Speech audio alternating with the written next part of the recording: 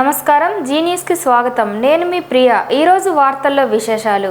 గౌరవ ఆంధ్రప్రదేశ్ రాష్ట్ర న్యాయ సేవాధికార సంస్థ వారి ఆదేశాల మేరకు జిల్లా ప్రధాన న్యాయమూర్తి, జిల్లా న్యాయశాఖ అధికారి సంస్థ వారి ఆదేశానుసారం జిల్లా న్యాయ సేవాధికార సంస్థ కార్యదర్శి ఆర్ సన్యాసి నాయుడు స్థానిక సానా వీధి వద్ద గల మదర్ తెరీసా ఆశ్రమాన్ని సందర్శించారు. ఈ సందర్భంగా జిల్లా న్యాయశాఖ సేవాధికార సంస్థ కార్యదర్శి ఆర్ సన్యాసి నాయుడు మాట్లాడుతూ, నలుగురికి సేవ చేసే సేవాభావం అందరిలోనూ ఉండాలని, వృద్ధులు దేశానికి ఎప్పటికీ భారం కాదన్నారు. మార్గదర్శి జాతిపిత అయినటువంటి మహాత్మా గాంధీని స్మరించుకుంటూ, అతను చేసిన సేవలను గుర్తు చేసుకుంటూ మహాత్మా గాంధీ వర్ధంతి సందర్భంగా ఆశ్రమంలో గల వృద్ధులకు దుప్పట్లను, పండ్లను అందజేశారు. ఈ కార్యక్రమంలో జి ఇందిరాప్రసాద్ తదితరులు పాల్గొన్నారు. ఆరోగ్యవంతమైన, సంతోషకరమైన సమాజాన్ని ఆవిష్కరించే దిశగా ప్రధానమంత్రి నరేంద్ర మోడీ సారథ్యంలో కేంద్ర ప్రభుత్వం మరియు రాష్ట్ర ప్రభుత్వంలో కూటమి ప్రభుత్వం అడుగులు వేస్తున్నాయని శ్రీకాకుళం జిల్లా వైద్య ఆరోగ్య శాఖ అధికారి డాక్టర్ తెన్నెటి బాలమురళీకృష్ణ అన్నారు. గురువారం శ్రీకాకుళంలో జాతిపిత మహాత్మా గాంధీ వర్ధంతిని పురస్కరించుకుని ఏర్పాటు చేసిన కుష్ఠవ్యాధి అవగాహన ర్యాలీని ప్రారంభించారు. ఈ ర్యాలీ శ్రీకాకుళం నగరంలో వైద్య ఆరోగ్య శాఖ కార్యాలయం నుండి 7 రోడ్ల కూడలి వరకు సాగింది. అక్కడ మానవహారం నిర్మించి కుష్ఠరహిత దేశాన్ని సాధిద్దామని ప్రతిజ్ఞ చేశారు. ఈ సందర్భంగా శ్రీకాకుళం జిల్లా వైద్య ఆరోగ్య శాఖ అధికారి డాక్టర్ టి బాలమురళీకృష్ణ మీడియాతో మాట్లాడుతూ, శరీరంపై స్పర్శ లేని రాగి రంగు మచ్చ కుష్ఠవ్యాధి కావచ్చు అని, ఈ లక్షణం కనిపిస్తే నిర్లక్ష్యం చేయవద్దు అని సూచించారు. కుష్ఠవ్యాధి నివారణకు బహుళ ఔషధ చికిత్స ఉందని, ఎంఆర్టీతో పూర్తిగా నయం చేయవచ్చునని అన్నారు. జనవరి 30 నుండి ఫిబ్రవరి 13 వరకు జిల్లా వ్యాప్తంగా కుష్ఠవ్యాధిపై అవగాహన సదస్సులు, ర్యాలీలు అన్ని ప్రాథమిక ఆరోగ్య కేంద్రాల పరిధిలో నిర్వహిస్తామని చెప్పారు. ఇప్పటికే ఈ నెల 21 నుండి ఫిబ్రవరి 2వ తేదీ వరకు కుష్ఠవ్యాధిపై ఇంటింటి సర్వే జరుగుతుందని అన్నారు. ఈ కార్యక్రమంలో శ్రీకాకుళం జిల్లా అదనపు వైద్య ఆరోగ్య శాఖ అధికారి మరియు జిల్లా లెప్రసీ, ఎయిడ్స్, టీబీ అధికారి డాక్టర్ తాడెల శ్రీకాంత్, ఇతర వైద్య అధికారులు పాల్గొన్నారు. ఆయన వర్ధంతి సందర్భంగా ఒక స్మృతిగా ఆయనకి ఈరోజు గుర్తు తెచ్చుకోవడానికి మనందరం కూడా యాంటీ లెప్రసీ డే జరుపుకుంటున్నాం. అయితే ఇందులో భాగంగా మనకు ఒక చిన్న ర్యాలీ ఉంటుంది, అలాగే ఒక లాస్ట్లోని ప్రతిజ్ఞ ఉంటుంది. అంటే మనందరం కూడా సమాజంలో కుష్ఠ రోగుల పట్ల వివక్ష చూపమని, వాళ్ళని కూడా మన అందరితో పాటుగా చూస్తామని, చిన్న చూపు చూడమని ఒక ప్రతిజ్ఞ చేస్తాము. చేసిన తర్వాత మనకి కార్యక్రమం ముగుస్తుంది. ఫస్ట్ మనం ఏంటంటే మన డీలాటో గారు, అంటే district leprosy and AIDS control officer గారు, ఆయన కూడా మాట్లాడతారు. చెప్పినట్టు వివక్ష చూపించకుండా అందరికీ గౌరవించి వాళ్ళ డిగ్నిటీ, వాళ్ళు కూడా మనలాంటి ఇదే లెప్రసీ అనేది పాపం వల్ల దేనివల్ల రాదు, అది ఒక్క జస్ట్ మన ట్యూబర్క్లోసిస్ లాగా వచ్చిన ఒక వ్యాధి. సో దాని యొక్క వివక్ష లేకుండా అందరూ లెప్రసీ పేషెంట్ని కూడా గౌరవించుకోవాలి. మన జాతిపిత మహాత్మా గాంధీ గారే సబర్మతి ఆశ్రమంలో ఫస్ట్ వాళ్ళందరినీ ఇంట్లోంచి తరిమేసిన రోజుల్లో కూడా అతనే వాళ్ళ ఆశ్రమంలో పెట్టుకొని దగ్గరుండి సేవలు అందించారు. సో వీటికి ఇప్పుడు అన్ని మందులు ఉన్నాయి, అన్నీ ఉన్నాయి. సో మనం ఉన్నదంతా పోందంతా ఒక్కటే. మనం లెప్రసీ వ్యాధిని అయితే నిర్మూలించగలుగుతున్నాం, కానీ స్టిగ్మాని అయితే ఇప్పటికి కూడా మనం నిర్మూలించలేకపోతున్నాం. దీనివల్ల ఏమవుతుందంటే, మనకి వాడు మరీ డిఫార్మిటీ కేసు అయితే కానీ బయటికి రావట్లేదు. అదే చిన్న మచ్చతో వాడు వచ్చాడు అనుకోండి, మనలాగా అందరూ ఆనందమైన జీవితాన్ని వాడు నడుపుతాడు. అలా కాకుండా ఈ స్టిగ్మా ఉండడం వల్ల ఈ లెప్రసీ ఉంటే నన్ను బయట పెట్టేస్తారేమో, అలాంటి ప్రాబ్లం వల్ల ఏమవుతుంది, లాస్ట్కి అంతా ఇంకా ఈ వేళ్ళన్నీ పోయి, తర్వాత డిఫార్మిటీ వచ్చి ఫుడ్ డ్రాప్, రిస్ట్ డ్రాప్ ఇవన్నీ వచ్చిన తర్వాత అప్పుడు తప్పదు మరి బయటికి రావాలి.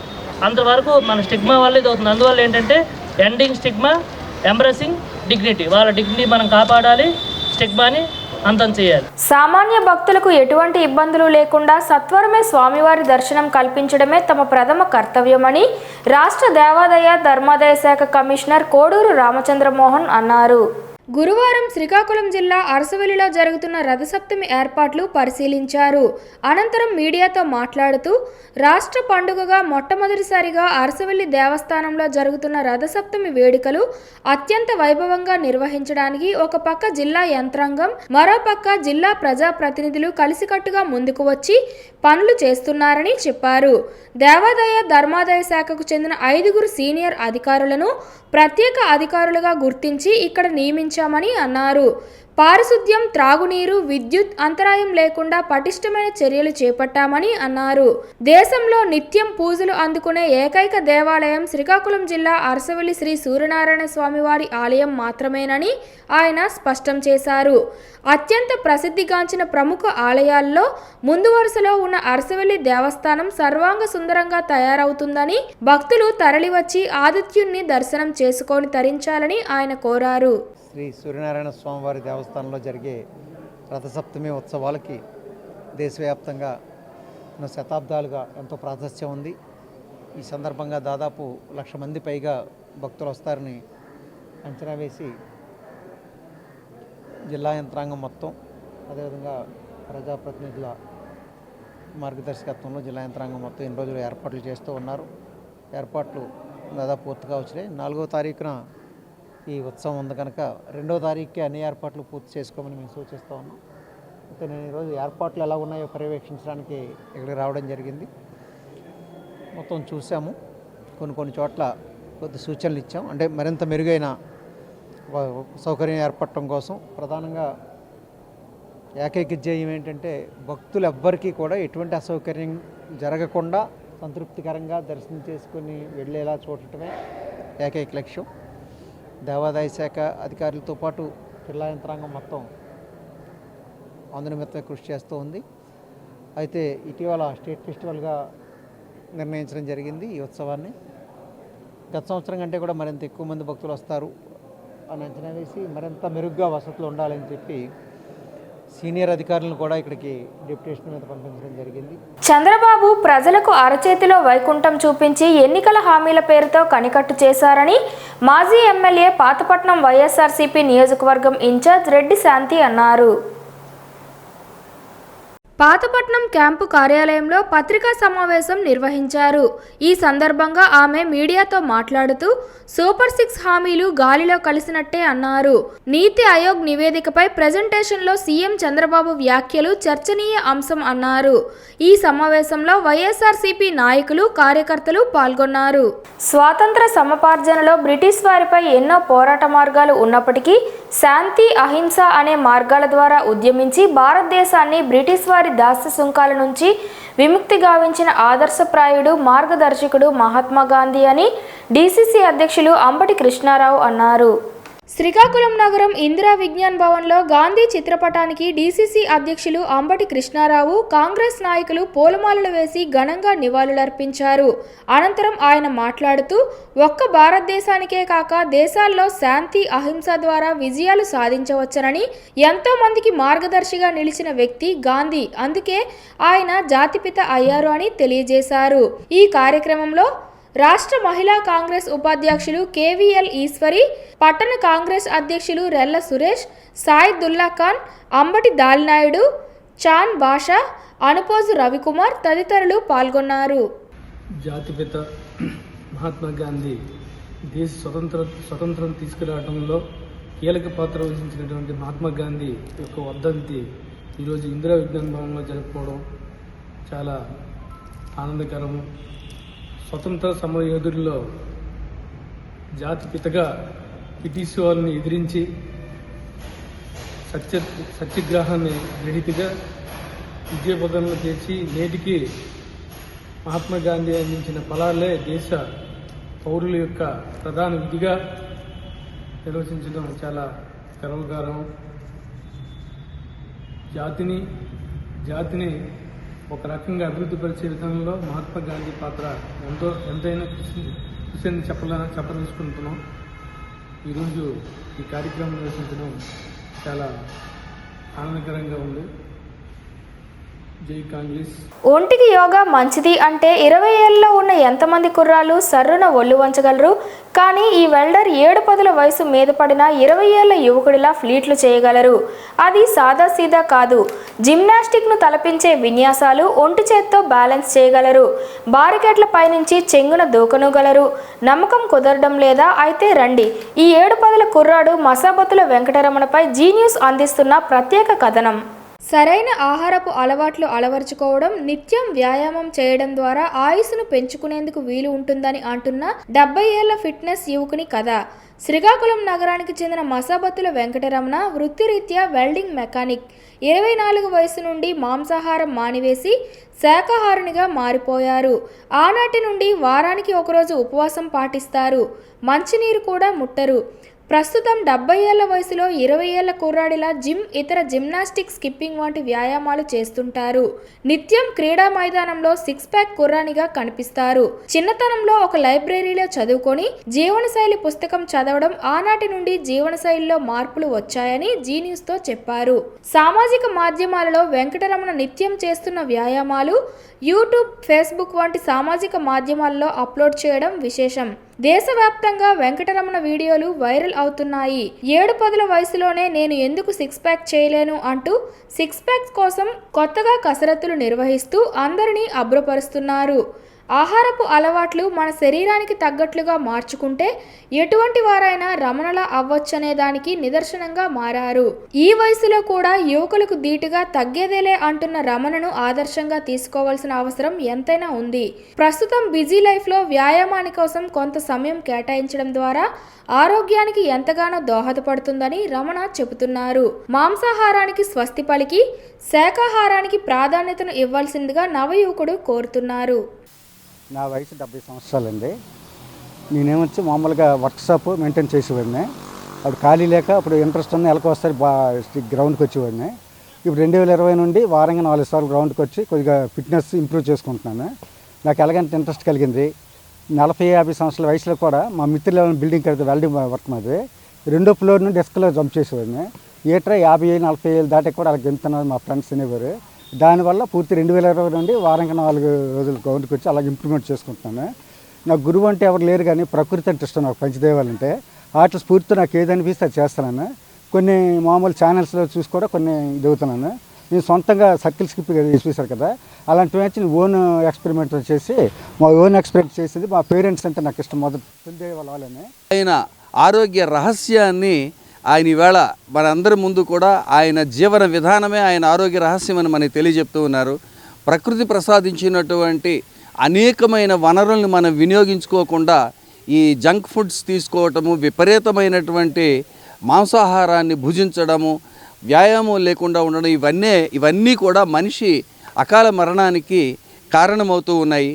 ఇవి మనిషికి శత్రువులే అని చెప్పి ఆయన నిరూపిస్తూ పూర్తి శాకాహారి అయినటువంటి ఆయన 7-10 వయసు దాటిన తర్వాత కూడా ఒక నవ యవ్వనుడిగా తన ఆరోగ్యాన్ని కాపాడగలుగుతూ ఉన్నారు. ఈవేళ జిమ్నాస్టిక్స్లో ఆయన చేస్తూ పెద్దగా చదువుకోకపోయినా ఆయన వీడియోలను అప్లోడ్ చేసి సమాజం ఇలా ఉండాలి, నాలా ఉంటే మీరు 70 ఏళ్ల వయసులో కూడా అద్భుతమైనటువంటి జిమ్నాస్టిక్స్ చేస్తే బాగుంటుంది, మనం శరీరానికి అవసరమైనటువంటి ఆహారాన్ని ఏది నప్పుతుందో అది ఇస్తే శరీరం మనం చెప్పినట్లు వింటుంది. లేదు అంటే శరీరము మనము ఎవరూ కూడా ఈ దేహంతో బ్రతకాలి ఎక్కువ కాలమని నిరూపిస్తున్నటువంటి రమణ గారికి ప్రత్యేకంగా ఒక వాకర్గా నా ధన్యవాదాలు తెలియజేస్తూ ఉన్నా. ఎందుకంటే ప్రపంచానికి సత్యం, అహింస మార్గాలను అందించి పోరాట స్ఫూర్తికి ప్రతిరూపంగా నిలిచిన మహాత్మా గాంధీ చూపిన బాట విశ్వశాంతికి స్ఫూర్తిని అందిస్తుందని vigilance enforcement SP Barla Prasadarao పేర్కొన్నారు. గాంధేయ మార్గం మానవజాతికి ఎప్పుడూ శాంతిని ప్రబోధిస్తూ సంకల్ప శక్తిని అందిస్తుందన్నారు. శ్రీకాకుళం నగరం శాంతినగర్ కాలనీలో ఉన్న గాంధీ మందిర భారత స్వాతంత్ర సమరయోధులు సంఘ సంస్కర్తల స్మృతివనం 4వ వార్షికోత్సవ వేడుకలు గురువారం నిర్వహించారు. ఈ కార్యక్రమానికి ముఖ్య అతిథిగా హాజరైన ఆయన మాట్లాడుతూ స్వాతంత్ర సమరయోధులు సంఘ సంస్కర్తలను ఒకే చోట కొలువుదీర్చి భావితరాలకు మహనీయుల త్యాగాలను తెలియజేసే ప్రయత్నం ఎంతో గొప్పదన్నారు.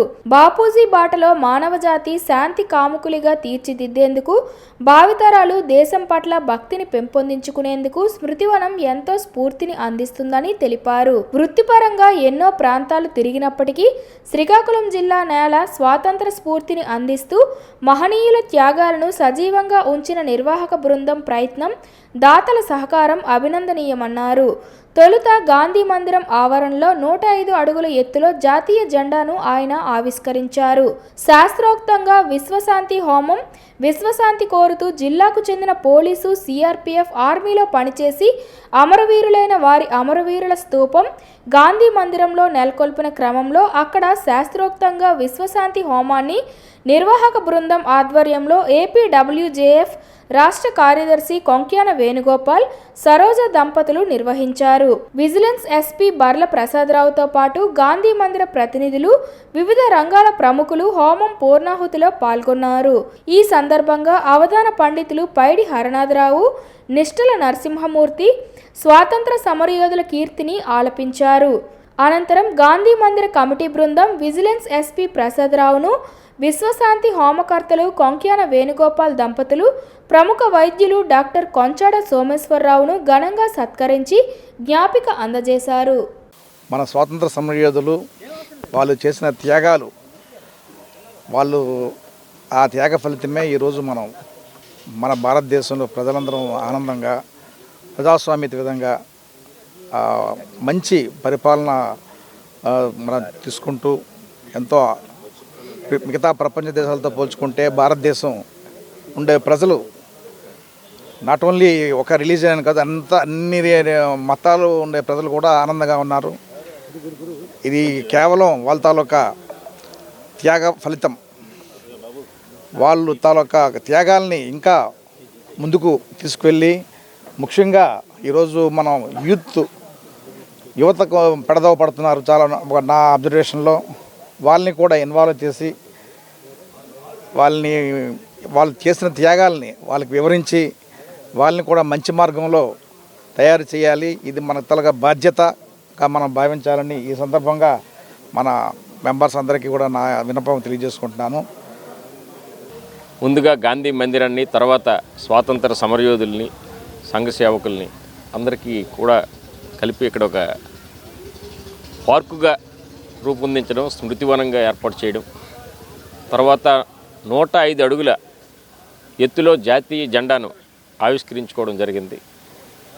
దీనికి ఇప్పుడు వార్షికోత్సవ సందర్భంగా ఈరోజు ప్రపంచ శాంతిని కాంక్షిస్తూ ఈరోజు ఒక హోమం నిర్వహించుకోవడం జరిగింది.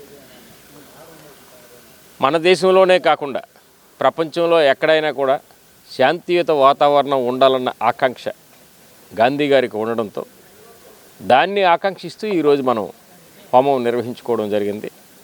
ఇది మతాలకు, కులాలకు అతీతంగా ఈ మందిరంలో ప్రతి చిహ్నాలు మనకు కనిపిస్తాయి.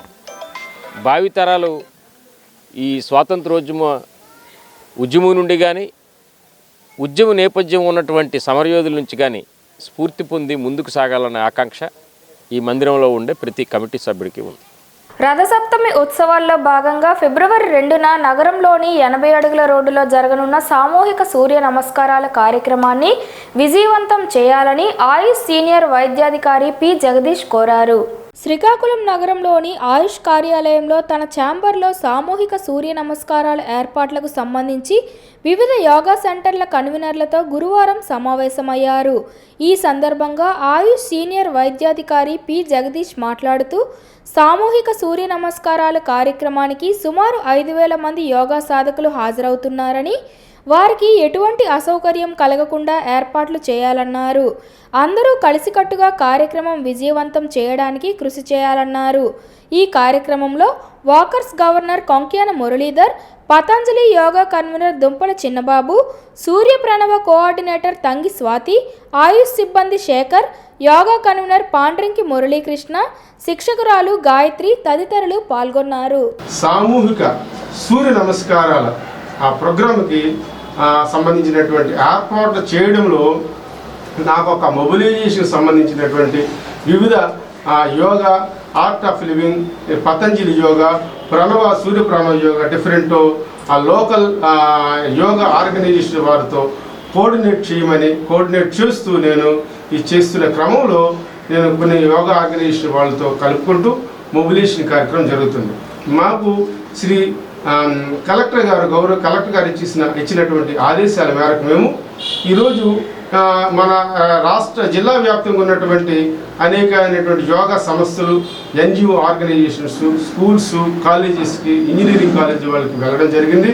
వారికి ఈ యొక్క సూర్య నమస్కారాలకు సంబంధించినటువంటి యొక్క సామూహిక సూర్యాలకు సంబంధించినటువంటి ప్రోటోకాలు, వాటి మొబిలైజ్ చేయడానికి సంబంధించినటువంటి ఈ యొక్క ఇవన్నీ కూడా మేము వారితో డిస్కస్ చేస్తూ 2వ తారీఖు ఉదయం 7 గంటలకు ఏదైతే 80 ఫీట్ రోడ్లో అనుకున్నటువంటి యొక్క వెన్యూ ప్రోగ్రామ్ దగ్గరికి, అంటే పబ్లిక్ అందరికి మేము చెప్తున్నది ఏంటంటే, బస్సులు వచ్చిన వాళ్ళు కానీ లేకపోతే వెహికల్స్ ఇండివిజువల్ వచ్చిన వారు ఓ అరగంట ముందు వీరు వెన్యూ ఏదైతే 80 ఫీట్ రోడ్లో మనం అనుకున్నటువంటి వెన్యూ ప్రోగ్రామ్ ఉందో అక్కడికి ఒక అరగంట ముందు వచ్చినట్లయితే ఈ యొక్క లైన్ ఫార్మేషన్స్ వారిని చక్కగా ఆ డాయస్ ఎదురుగా కూర్చోబెట్టడానికి వెనక్కి కూడా మాకు సహకరించిన వారు అవుతారు.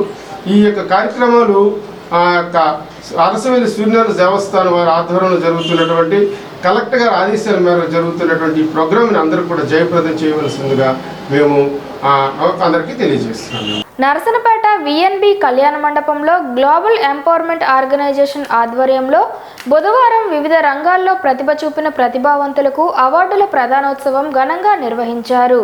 ఈ సందర్భంగా జీఈఓ ఫౌండర్ సద్గుణ మాట్లాడుతూ, ప్రతిభావంతులైన విద్యార్థులకు చదువుకునేందుకు జీఈఓ సహకరిస్తుందని, వారికి కార్పొరేట్ తరహా విద్య అందించేందుకు కృతనిత్యంతో ముందుకు సాగుతున్నామని, విద్యార్థులకు అవసరమైన ఫీజులు, పుస్తకాలు అందిస్తున్నామని అన్నారు. శ్రీకాకుళం పట్టణంలో గత 4 సంవత్సరాలుగా కార్యక్రమాలు నిర్వహిస్తున్న ఈ సంస్థ నరసనపేటలో ఈ సంవత్సరం ప్రతిభా అవార్డులను ప్రదానం చేస్తుందని, అన్ని రంగాల్లో ప్రతిభ గల వారిని గౌరవించి ప్రోత్సహించే ఉద్దేశంతో ఈ సన్మాన కార్యక్రమం నిర్వహించినట్లు తెలియజేశారు. ఇందులో భాగంగా టీడీపీ నాయకులు మాజీ సర్పంచ్ గొడ్డు చిట్టిబాబు మాట్లాడుతూ, ప్రతిభావంతులను గుర్తించడం, వారి వెన్నుతట్టి ముందుకు నడిపించడం, సామాజిక పరమైన చైతన్యం విద్యార్థుల్లో కలిగించేందుకు జీఈఓ చేపడుతున్న కార్యక్రమం అభినందనీయమని, వైఎంసీఏ ద్వారా తాను గత కొద్ది సంవత్సరాలుగా క్రీడారంగం అభివృద్ధికి, కొన్ని స్వచ్ఛంద సేవా కార్యక్రమాల నిర్వహణకు తన వంతు సహకారం అందిస్తున్నామని తెలిపారు. వాళ్ళు ఈ కార్యక్రమం చేసుకుంటూ వెళ్తున్నారు. ఇది చాలా మంచి కార్యక్రమం. ఇలాంటి కార్యక్రమంలో మమ్మల్ని భాగస్వామ్యం చేశారు. ఈ స్టేజ్ మీద 2 తల్లిదండ్రులు ఉన్నారు. వారిద్దరు పిల్లలు కూడా ఐఐటి చదివారు. ఒకటి జ్వాలాంగడం గారి అబ్బాయి, చిట్టిబాబు గారి అబ్బాయి. వీళ్ళిద్దరూ ఐఐటి చదివారంటే వాళ్ళ యొక్క తల్లిదండ్రులే కారణం. అలాగే ఇప్పుడు కాలం పిల్లలు కూడా ఎందుకు చదువుతున్నాను కాకుండా చదివి ఏదో చదవాలని నేను ఆశిస్తున్నాను. నాకు ఈ అవకాశం కల్పించిన గ్లోబల్ ఎంపవర్మెంట్ ఆర్గనైజేషన్కి మరోసారి ధన్యవాదాలు తెలియపడుతున్నాను. జై హింద్. బాగుంది. అంటే గతంలో నేను వైజాగ్ తీసుకెళ్లి అబ్బాయిని తీసుకెళ్లి ఎన్ని కష్టాలు పడి ఎలా రోజంతా స్పెండ్ చేయడం అక్కడ చాలా ఇబ్బందిగా ఉంది.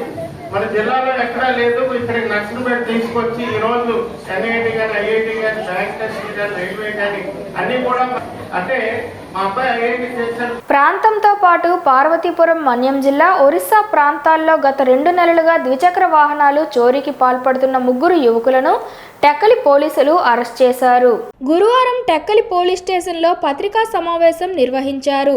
ఈ సందర్భంగా ఎస్ఐ ఏ విజయ్ కుమార్ మీడియాతో మాట్లాడుతూ, టెక్కలికి చెందిన పడాల అఖిల్ అనే యువకుడు ఒరిస్సాకు చెందిన మరో 4 యువకులతో కలిసి చోరీకి పాల్పడ్డారు. నిందితుల్లో 2 మైనర్లు కాగా 2 పరారీలో ఉన్నారు. వారి నుండి ద్విచక్ర వాహనాలను స్వాధీనం చేసుకున్నారు.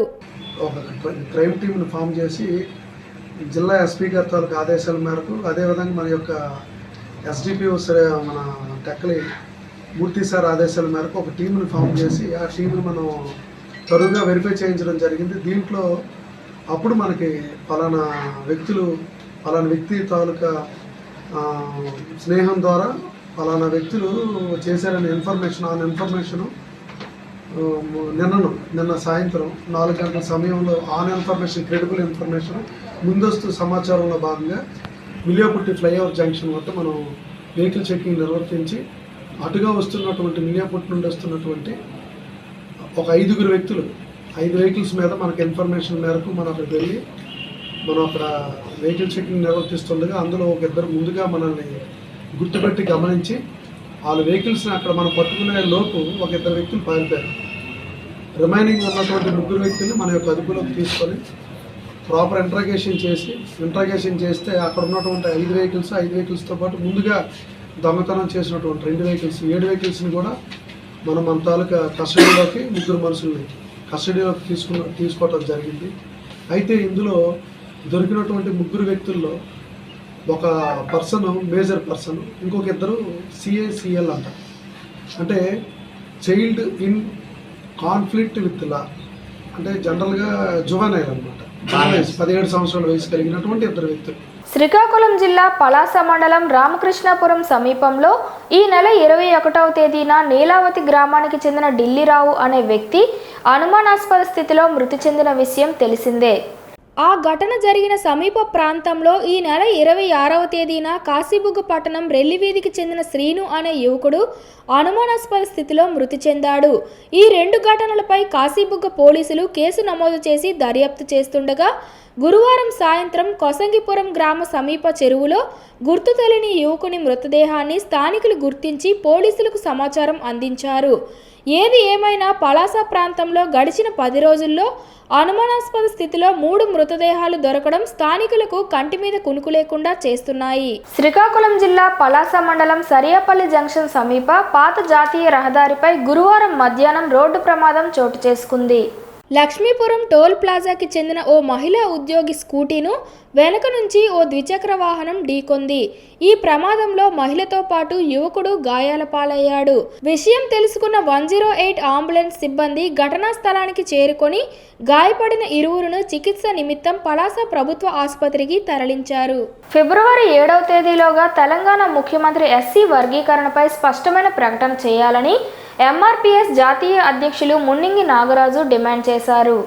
ఎస్సీ వర్గీకరణ అమలుకై 1,00,000 డప్పులు, వేల గొంతులతో భారీ సాంస్కృతిక ఆయుధ ప్రదర్శన వచ్చే నెల 7వ తేదీన చలో హైదరాబాద్ కార్యక్రమంపై గురువారం NGO హోంలో ఏర్పాటు చేసిన సమావేశంలో ఆయన మాట్లాడుతూ ప్రపంచంలో సాంస్కృతిక ఉద్యమాన్ని మాదిగ జాతి నిర్వహించి తలపెట్టాల్సిన షెడ్యూల్ కులాల వర్గీకరణకు మంద కృష్ణమాదిగ పిలుపు మేరకు పెద్ద ఎత్తున మాదిగలంతా 1,00,000 డప్పులు, వేల గొంతులు వినిపించేలా వచ్చే నెల 7వ తేదీన చలో హైదరాబాద్ కార్యక్రమం నిర్వహిస్తున్నట్లు చెప్పారు. మాదిగ జాతి కళా సాంస్కృతిక డప్పును ప్రపంచానికి పరిచయం చేసేలా ఈ కార్యక్రమం నిర్వహిస్తున్నట్లు వెల్లడించారు.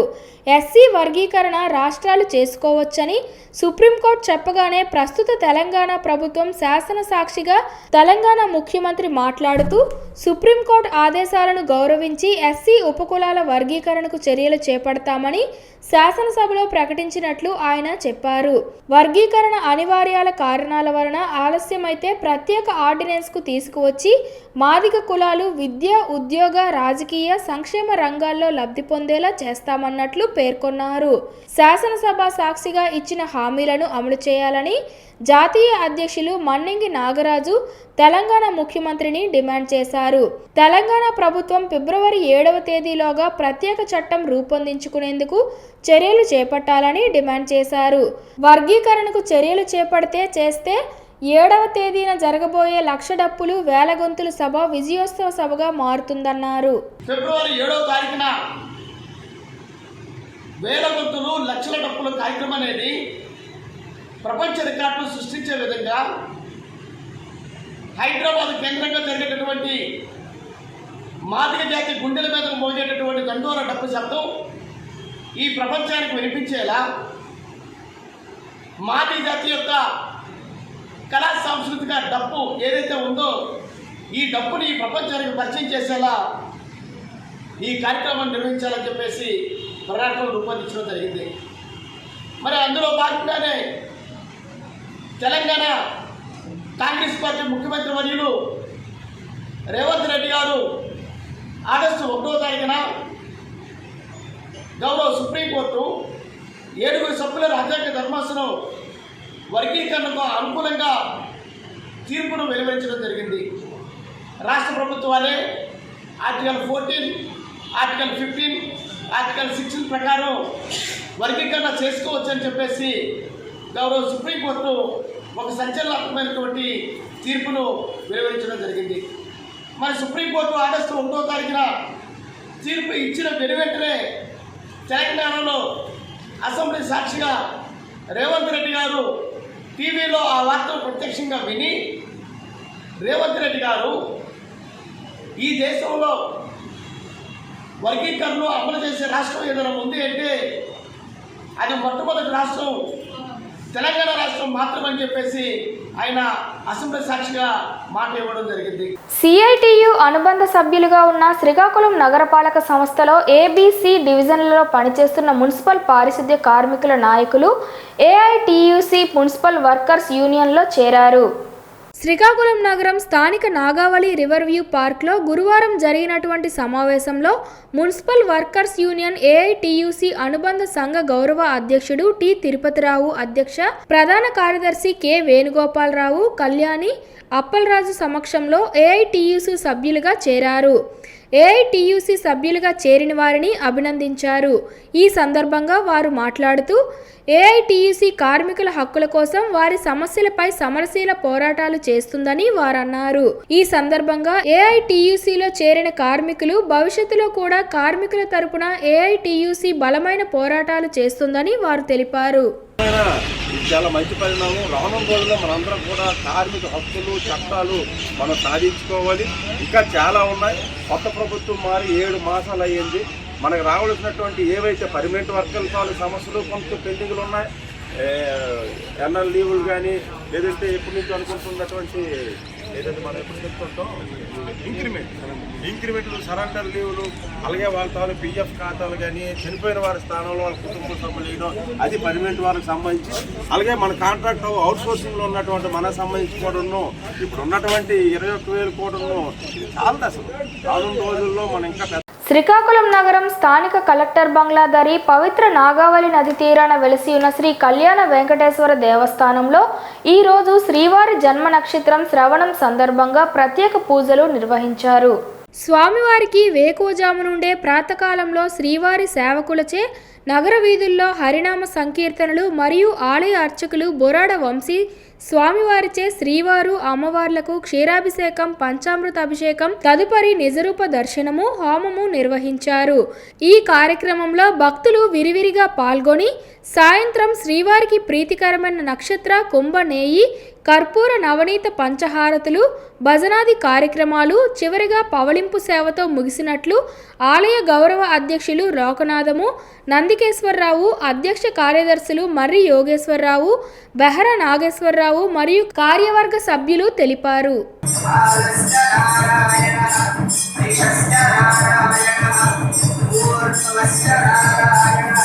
వార్తలు సమాప్తం. మళ్ళీ తరువాతి బులెటిన్లో కలుసుకుందాం. నమస్కారం.